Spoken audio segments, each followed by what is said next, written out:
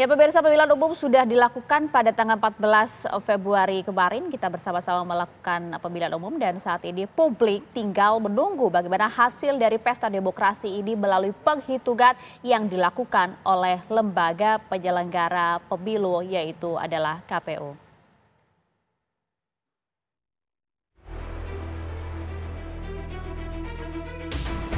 Pemilihan umum sudah dilakukan pada tanggal 14 lalu.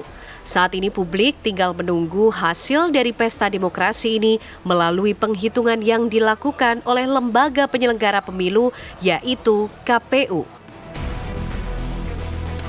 Tapi aplikasi Sirekap yang digunakan KPU untuk menghitung suara pemilih di seluruh Indonesia mendapat bermacam sentimen publik di lini masa media sosial.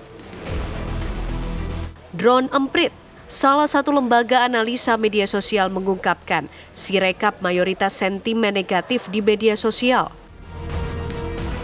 Dari total 3.105 percakapan publik di Twitter, 78% memberi sentimen negatif, sementara 22% sentimen positif. Tak hanya itu, terdapat pro dan kontra. Ada yang mendukung dan mengkritik KPU. Selain masalah teknis, publik alias netizen meminta agar hasil pemilu dapat diakses secara publik untuk diverifikasi. Lantas, apakah KPU akan melakukan perbaikan terhadap keinginan netizen tersebut? Tim TV One mengabarkan.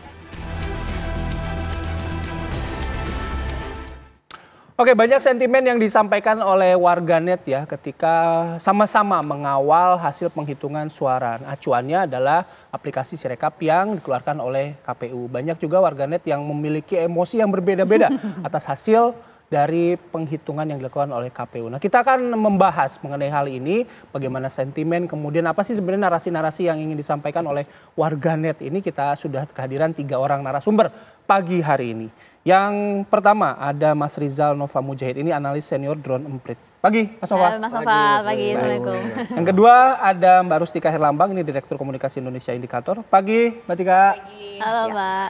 Yang ketiga ada Mas Tri Andika, ini analis politik Universitas Bakri. Pagi Mas Bayu, Mbak Pagi, Maria. terima kasih ya sudah hadir. Biasanya kita di TCI, sekarang kita ke Pulau Gadung. Jauh-jauh di studio kami di Pulau Gadung. Terima kasih. Oke, saya ke Mas Nova terlebih dahulu. Mas, kalau misalnya kita meng-capture ya, setidaknya apa saja sih yang sebenarnya disampaikan oleh para warganet ini, terutama ketika hasil penghitungan pemilu di Sirekap ini? Pertama yang ada itu kekecewaan tentu saja. Kekecewaan? Kecewa. Karena Sirekap ternyata angkanya banyak yang kurang tepat gitu kan ya. Dan lebih jauh orang melihat Sirekap itu jadinya kayak salah satu bentuk kecurangan. Karena ada angka-angka yang berbeda ketika dibandingkan dengan Forum C1. Nah, perbincangan sendiri cukup banyak tentang Sirekap ini di Twitter, ada lebih dari 146.000 percakapan. Dan sebagian besar, 79%-nya bernada negatif. Nah, ini yang warna merah ini apa Mas tadi? Negatif. Sebelumnya? Ya, itu 79, narasi negatifnya itu narasi negatifnya. Itu 79%-nya bernada negatif. Semuanya kecewa karena kok Sirekap begini sih. Karena perbedaan data itu ya, perbedaan data itu. Kalau belum siap ya jangan di launching kayak gitu. Ini kan jadi bikin bingung mana yang harus dipercaya, karena angka yang ada di Sirekap itu selama beberapa jam menguntungkan atau dia lebih besar perolehan suaranya, karena Sirekapnya realcon harusnya. Dan dia ternyata bukan cuma senada dengan apa yang terjadi di quickcon, tapi bahkan lebih besar dari itu. Dan itu jadi pada quickcon saja orang udah curiga, jangan-jangan ini sebenarnya ada quickcon yang diapain gitu kan, yang diatur-atur gitu kan. Nah, Sirekap apalagi kayak angkanya terasa lebih besar dan tingkat kepercayaan publik pada Sirekap kemudian jauh berkurang. Oke, termasuk ini juga tadi ya, emosi terhadap kecurangan pemilu, ada beberapa hal mungkin bisa dijelaskan, Mas? Ya, kalau Sirekap itu pertama yang paling tinggi itu sebenarnya angka adalah permintaan agar diaudit, karena Sirekap masih belum siap nih. Karena belum siap harusnya nggak usah dipublis gitu, karena itu harusnya diaudit saja Sirekap itu. Yang kedua setelah itu adalah emosi marah ya, anger.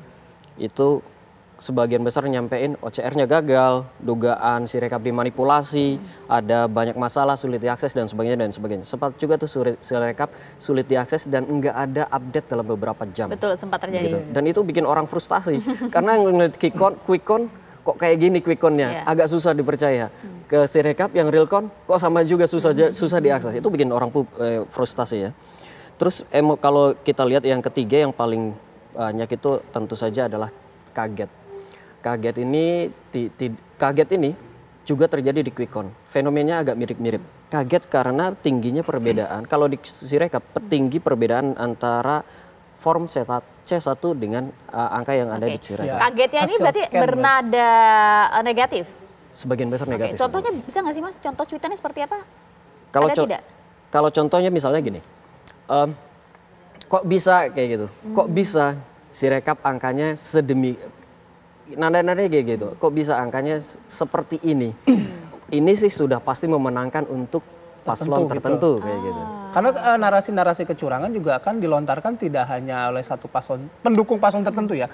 Ada 3 pendukung juga tuh yang akhirnya mengeluarkan tuh nih di TPS ini, TPS ini. Kayaknya rata-rata. Karena kalau dalam perbincangan di media sosial, selain tentang pemilunya sendiri, tentang proses pencoblosannya orang pamer jari ungunya kayak gitu ya. Yang kedua paling tinggi itu volumenya adalah tentang kecurangan. Kecurangan itu lebih dari 300.000 percakapan hanya dalam 2 hari. Setelah itu adalah QuickCon. Setelah itu baru Sirekap tuh. Jadi kecurangan, perbincangan kecurangan itu sebenarnya kalau kita hitung itu dari tanggal 14 sampai 15 ya. Tapi kalau kita lihat keyword kecurangan, kata kunci kecurangan itu sebenarnya sudah ada sejak sebelum pencoblosan. Jadi sejak November itu udah ada tuh kata kecurangan meskipun volume sedikit. Lalu mulai rame ketika ada dirty votes itu. Nah itu tinggi sekali. Oke. Mbak Tika, kalau Anda juga membaca hal yang sama tidak sih kemudian di media sosial narasi-narasi yang kemudian muncul pada saat 14 Februari tidak hanya euforia pencoblosan saja tapi juga mengenai Sirekap ini. Tapi nanti dijelaskan usai jeda ya Mbak ya. Kita tahan dulu ya, sesaat lagi kami akan kembali untuk Anda pemirsa.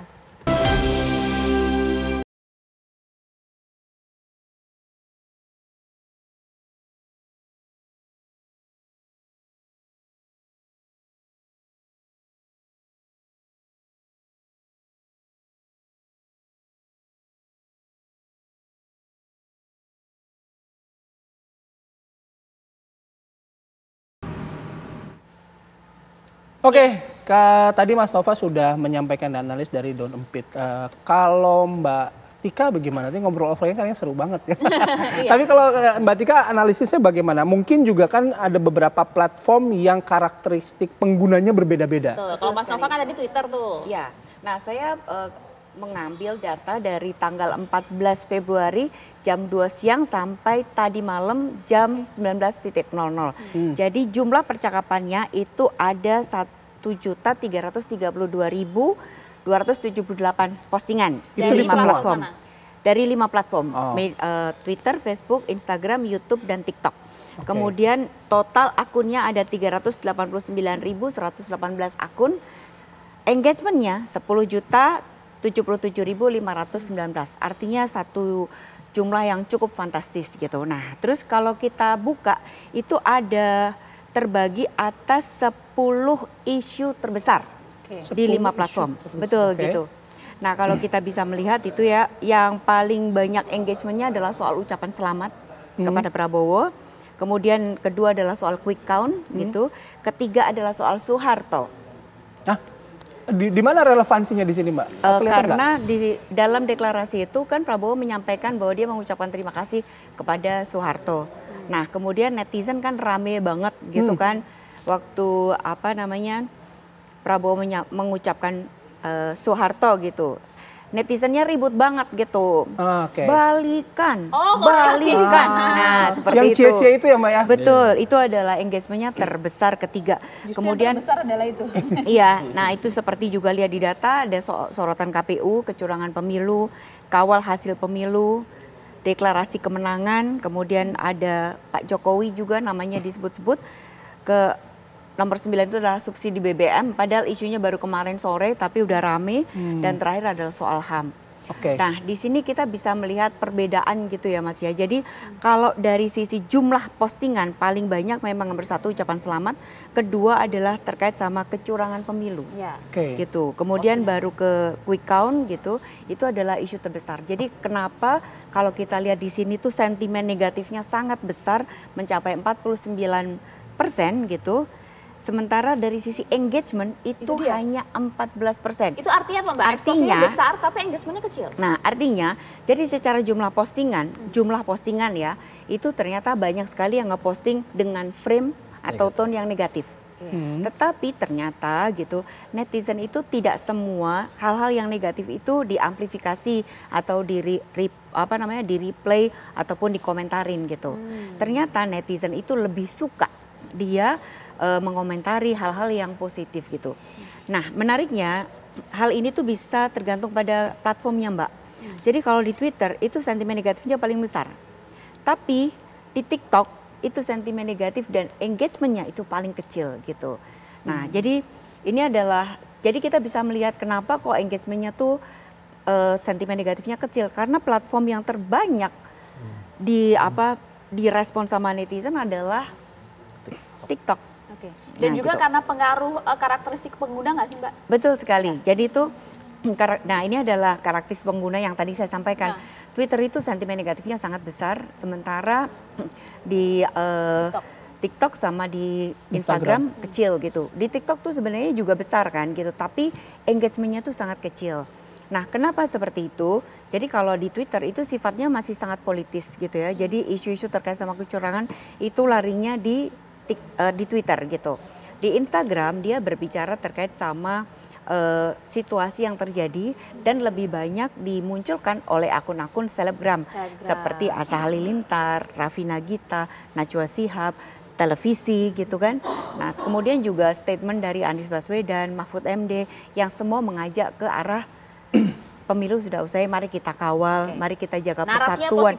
Narasinya sangat positif gitu. Nah demikian juga dengan TikTok gitu. TikTok lebih seru lagi karena dia lebih menyentuh hal-hal yang sifatnya tuh sisi emosionalnya lebih besar gitu.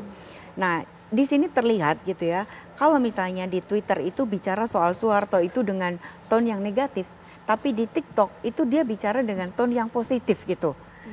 Oke, kalau misalnya kita ada dua platformnya memang berbeda, karakteristiknya memang berbeda. Artinya kalau kita bicara tadi soal Twitter ya, Twitter kita bisa sebut kritis ya. Betul. Orang-orangnya kritis penggunanya. Sementara TikTok kan juga berbeda.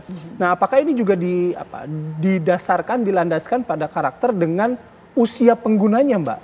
Bisa jadi karena memang kalau kita bicara kemarin itu ya, Prabowo Gibran itu lebih dari 80%, bahkan 84% percakapan terkait sama Prabowo Gibran itu adalah milenial dan Gen Z. Nah ternyata ketika kita bicara tentang TikTok dalam situasi ini, milenial dan Gen Z itu ada 77%. Artinya jumlahnya cukup besar gitu. Dan menariknya lagi yang kritis itu usianya di atas 40 tahun gitu. 40 sampai 55 tahun itu lebih banyak kritisnya gitu. Walaupun jangan lupa Gen Z juga ada yang kritis gitu.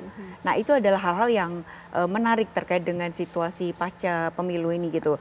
Jadi setiap platform dia memiliki karakter sendiri, audiensnya sendiri gitu. Oke, saya mau ke Mas Andika. Mas Andika, kalau kita bicara soal platform medsos itu, ini kan menjadi kanal amplifikasi aspirasinya para netizen gitu. Tapi kalau Mas Andika mencermati bagaimana, apa yang sebenarnya terjadi? Apakah ini bagian dari euforia kemenangan atau juga bagian dari kritis terhadap hasil pemilu?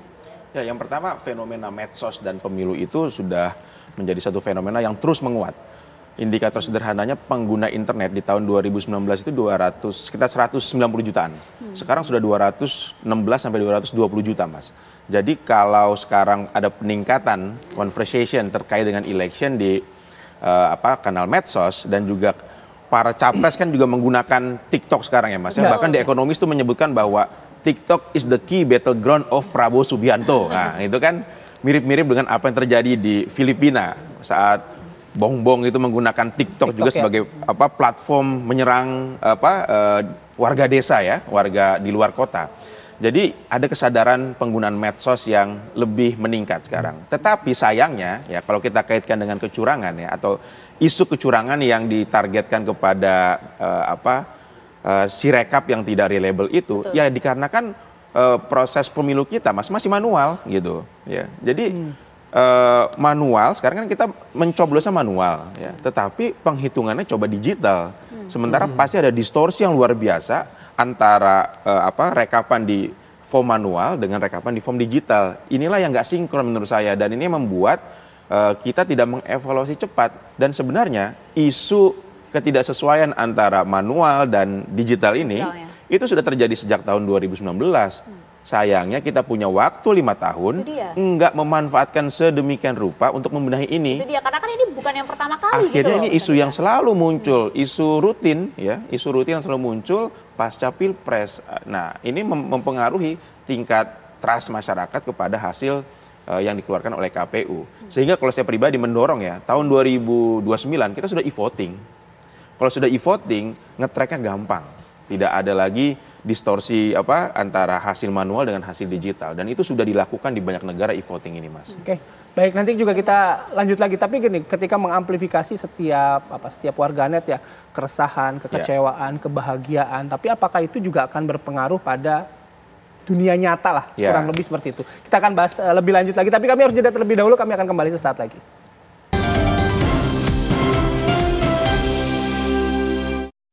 Kita lanjutkan diskusi pemirsa bersama dengan narasumber kami, Mas Triandika. Tapi begini ya, kan kalau misalnya kita lihat, meskipun tadi Mbak Tika jelaskan engagementnya kecil, tapi isu terbesar tetap adalah tentang Sirekap. Tadi Mas Nova juga hal yang sama. Sedangkan publik banyak juga yang kemudian meragukan quick count, ingin hasil-hasil yang real sajalah berdasarkan KPU.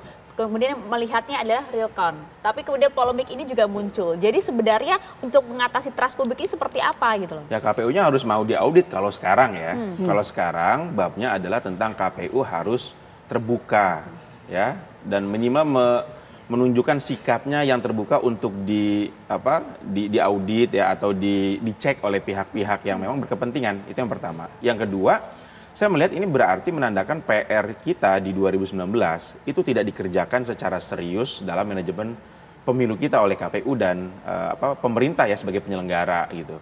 Jadi jangan sampai deh ini ya 2029 terulang lagi narasi seperti ini. Kita nanti ngobrol hal yang sama lagi berarti. Nanti topiknya ini lagi Mas. Jadi tentang sirekap lagi gitu. Padahal memang sebenarnya saya yakin pihak 01, 02, 03 juga mengharapkan KPU ini bisa reliable datanya ya, sehingga dugaan tuduhan-tuduhan miring terhadap KPU berpihak pada salah satu calon itu bisa diklarifikasi dengan sendirinya oleh KPU. Ya, karena kan yang dikhawatirkan sebenarnya kan real count KPU ini harapannya adalah menjadi acuan begitu ya. Tapi kemudian yang dikhawatirkan jangan-jangan nanti bisa menjadi delegitimasi bagi pemenang berdasarkan hasil real count gitu. Maka jangan sampai seperti itu kan. Betul. Jadi memang dalam studi kepemiluan Mbak ya, kecurangan itu pasti terjadi ya. Tetapi kita mengharapkan kecurangan ini tidak dilakukan oleh entitas penyelenggara itu ya. Kalau calon kemudian melakukan politik uang, intimidasi dan sebagainya, saya pikir semua pemain pemilu, pelaku pemilu ini melakukan hal-hal seperti itu, cuman porsinya aja beda-beda gitu ya. Tetapi kita jangan sampai situasi demokrasi kita ini trustnya justru di lembaga penyelenggara pemilu. Ini bahaya sekali hal seperti ini. Oke, saya geser lagi ke Mbak Tika. Mbak Tika tadi sudah meng-highlight 5 platform begitu ya, terutama terkait dengan beberapa isu. Nah, tapi sekali lagi kalau misalnya isu yang paling kuat, apakah setiap platform itu akan konsisten, Mbak? Gitu. Artinya gini, kan ada perjalanan waktu biasanya isunya bergeser, engagementnya juga bergeser gitu. Nah, tapi apakah dengan konteks saat ini di beberapa platform itu isunya selalu konsisten apa enggak? Sejauh ini konsisten. Jadi Twitter lebih fokus pada kecurangan pemilu, sementara kalau untuk TikTok dia lebih bicara terkait sama glorifikasi kemenangan, kemudian tadi pembentukan rebranding atau apa sebaiknya terkait sama Soeharto gitu. Sementara yang soal BBM itu munculnya di Twitter gitu. Jadi betul-betul fokus sekali gitu. Kalau TikTok dia lebih ringan, hiburan, menyenangkan, menyentuh sisi emosional gitu. Akhirnya kesabaran itu berbuah karena hal yang diangkat oleh netizen itu salah satunya adalah saya milih Pak Prabowo karena Pak Prabowo itu orang yang sabar, orang yang sudah mendedikasikan hidupnya untuk negara. Netizen ya, itu netizen ya. Dan itu TikTok gitu. Itulah situasi yang terjadi di TikTok secara konsisten gitu. Sementara di Twitter enggak.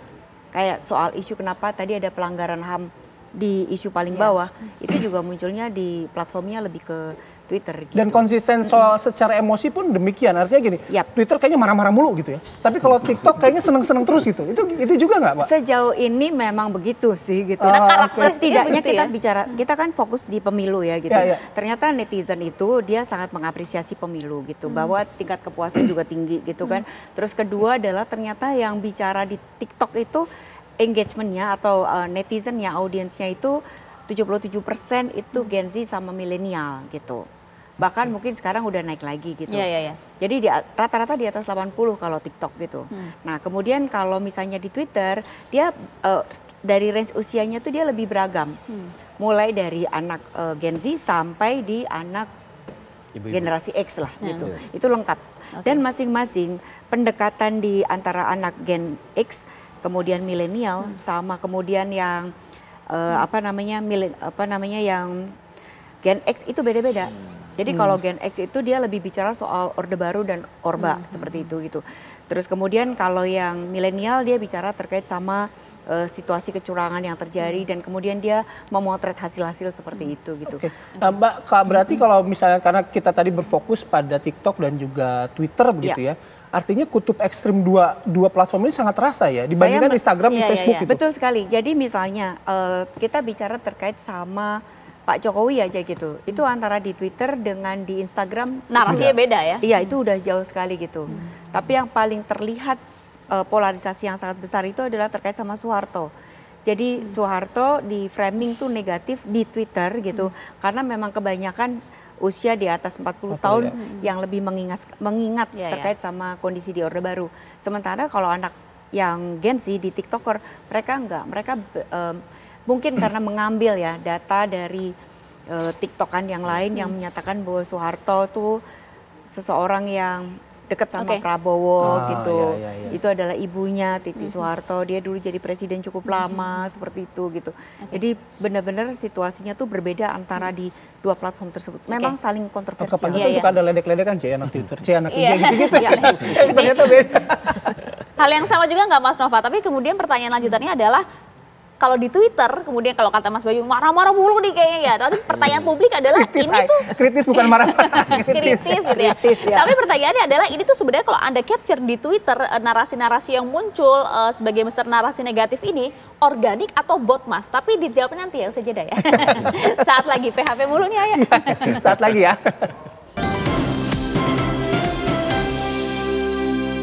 Ke Bawaslu RI sampai per hari ini ada 5 laporan terhadap dugaan pelanggaran. Misalnya adalah soal dugaan sudah tercoblosnya surat suara, diantaranya itu. Sedangkan untuk data laporan yang masuk kepada jajaran di tingkat provinsi, kabupaten, kota, itu belum berproses di kami karena kami pun sedang menunggu informasi dari daerah. Tapi yang masuk ke Bawaslu RI sampai saat ini 5 laporan. Kan bersifat rekap kalau dari tim penanganan pelanggaran. Tetapi kalau untuk segala hal yang sudah viral, misalnya video-video yang bertebaran di media sosial, ini juga menjadi perhatian Bawaslu dan kami melakukan penelusuran. Terhadap yang viral-viral itu, langkah yang dilakukan Bawaslu adalah mengecek apakah laporan hasil pengawasan jajaran pengawas pemilu sudah terekam dengan baik akan peristiwa itu. Lalu kami melakukan analisa terhadap LHP. Jika masih dibutuhkan informasi tambahan, tentu kami akan melakukan penelusuran. Tapi jika dianggap cukup dan memang terpenuhi unsur-unsur dugaan pelanggarannya, maka berproses di Bawaslu setempat. Seperti itu. Iya pemirsa, sebelum kita lanjutkan diskusi, kita coba hadirkan terlebih dahulu di mana Ketua Bawaslu di Rahmat Bagja sempat menyatakan bahwa pemilihan suara ulang pemirsa akan dilaksanakan pada sekitar 2.000 TPS. Pemilihan suara ulang juga akan dilakukan karena adanya laporan pemilih yang menggunakan hak pilih mereka lebih dari 1 kali. Yang paling kemungkinan akan terjadi PSU adalah kejadian 2.413 TPS yang didapati adanya pemilih menggunakan hak pilihnya lebih dari 1 kali. Ini kemungkinan PSU-nya besar. Tapi tentu lagi ditelusuri oleh teman-teman apakah benar demikian dari Panwascam dan juga Bawaslu Kabupaten Kota. Dan juga ada 6 masalah dalam pemungutan suara seperti 11/2033 TPS yang dapati adanya Sirekap tidak dapat diakses oleh pengawas pemilu, saksi dan atau masyarakat. Walaupun kami harus menyatakan bahwa Sirekap ini adalah alat bantu. Jadi yang paling kita pegang adalah manualnya nanti, rekapitulasi manual, bukan Sirekapnya. Nah, itu tadi pernyataan dari Ketua Bawaslu ya, Rahmat Bajab. Mas Nova, menyambung hal tadi, jangan-jangan kemudian narasi yang digaungkan di Twitter tadi yang sebagai besar negatif itu adalah juga by design gitu, Mas. Ini tuh organik atau bot sebenarnya kalau ada capture? Kalau kita ngelihat dari akunnya, itu kan kita lihat, harus lihat akunnya. Betul. Kita nilai per akunnya, satu akun itu kita lihat sekitar 200 postingan atau 200 aktivitas terkininya. Kelihatan kalau lebih dari 70% aktivitasnya dilakukan oleh akun-akun yang terindikasi organik, bukan akun-akun bot. Jadi yang terlibat ada 12.000. Yang terlibat ada 12 ribuan akun yang berbicara tentang pemilu, terlebih tentang Sirekap. Dan itu 70%-nya adalah kita bisa langsung katakan ini terindikasi organik, bukan akun-akun bot. Itu kalau dari ininya ya, bot atau bukan ya. Tapi menarik tadi tuh perbincangannya Mas Bayu. Sebenarnya jangan-jangan di Twitter orangnya marah-marah semua nih. beda dengan di TikTok gitu kan. Kritis Mas, kritis. Takut dimarahin ya. Tapi kalau kita memang bandingkan dua kanal itu, akan kelihatan kalau sentimen yang dominan itu memang berbeda. Di TikTok itu kita lihat ada joy atau senang gitu, lalu kaget itu adalah dua emosi yang paling menonjol di TikTok. Senang karena kita ngelihat di TikTok itu kan kampanye atau apapun itu dilakukan dengan gaya yang memang menyenangkan gitu. Musiknya menyenangkan, cara menyampaikan menyenangkan dan sebagainya. Itu karena itu emosi joy itu lebih tinggi. Yang kedua biasanya kaget. Kaget itu karena TikTok biasanya juga dijadikan sebagai kanal informasi pertama para Gen Z untuk mencari informasi, untuk mencari berbagai referensi informasinya. Karena itu ketika kita ingat ada yang sangat berbeda antara TikTok dan Twitter itu antara SGIE.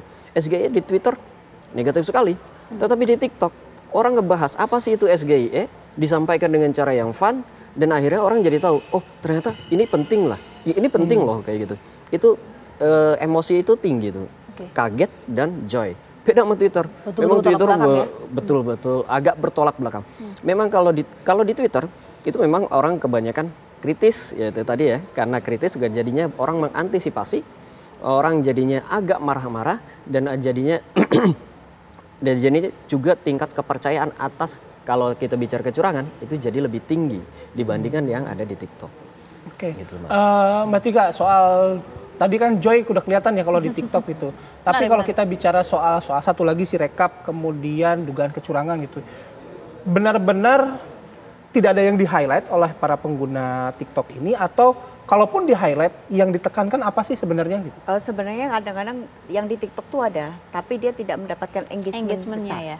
Jadi problemnya adalah di engagement-nya itu sendiri gitu loh.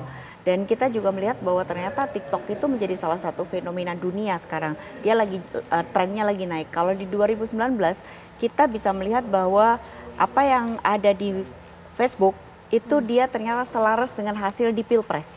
Tapi di 2024 ini ternyata apa yang ada di medsos, engagement-nya terutama di TikTok itu selaras dengan hasil di quick count. Jadi kalau kemarin kita ada di data, kita membuat riset, ternyata engagement di medsos itu 55% untuk Prabowo, 25% untuk Anies, dan 20% untuk Ganjar. Gak beda jauh dong ya sama si quick count berarti? Itu dia, makanya kita buat kami tuh ada satu hal yang menarik karena berbeda. Biasanya yang namanya media mainstream itu yang mendrive isu.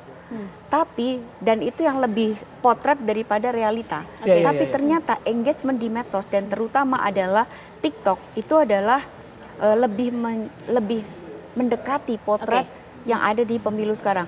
Dan ketika dihubungkan antara Twitter sama TikTok, akhirnya memang ada beberapa yang sedang menyorot terkait sama situasi ini yang disebut sebagai kita kok masuk ke dalam sebuah fase yang disebut sebagai fase politik gitu loh. Seperti juga fast food gitu. Yang crispy, renyah, bergizi gitu kan. Tapi kurang bergizi, tapi banyak dicari. Itu dia, gitu. menarik Mas Andika, singkat saja.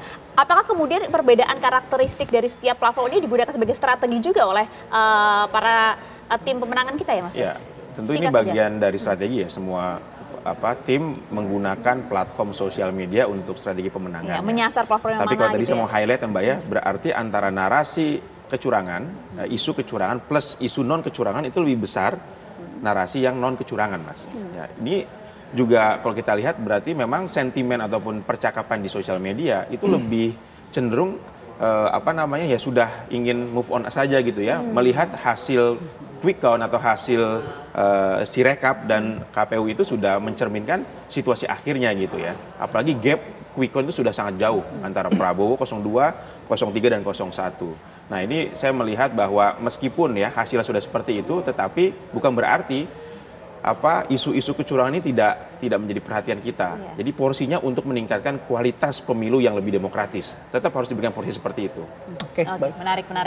Ya, itu kan bagian juga dari dari pengawasan check balance civil society ya Mas ya terhadap penyelenggaraan pemilu ya. Meskipun kecil, tetap harus diberikan perhatian besar ya isu kecurangan itu supaya pemilu kita bisa lebih demokratis dan lebih berkualitas ke depan. Ya, check and balance itu tadi ya. Terima kasih banyak Mas Andika, Mbak Tika, terima kasih juga Mas Nova atas waktunya di Apa Kabar Indonesia pagi hari ini. Ya, ini menjadi akhir perjumpaan kita di Apa Kabar Indonesia pagi. Namun sesaat lagi akan hadir program Presiden Pilihan Rakyat bersama rekan kami Anggia Eboni. Saya Bayu Andrianto. Saya Maria Segaf, kita berdua pamit. Pemirsa, kami kabarkan Anda tentukan. Terima kasih atas perhatian Anda, sampai jumpa.